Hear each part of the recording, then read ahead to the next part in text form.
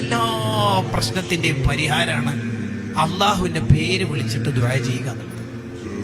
യാ അല്ലാഹു യാ റഹ്മാനു യാ റഹീമു യാ മലിക്കു യാ ഖുദ്ദൂസ് യാ സലാമു യാ മുഅ്മിനു യാ മുഹൈമിനു യാ അസീസു യാ ജബ്ബാറു യാ മുതകബ്ബിറു യാ ഖാലിഖ് യാ ബാരി യാ മുസവ്വിർ എന്നിങ്ങനെ വിളിച്ചിട്ടുള്ള 99 പേര് വിളിക്കാൻ 5 മിനിറ്റ് വേണ്ട.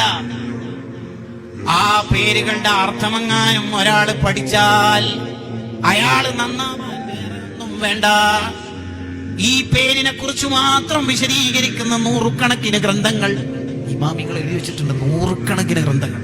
യാ അല്ലാഹ്, ഓരോ പേരിനും എത്രയാ പവറുകൾ.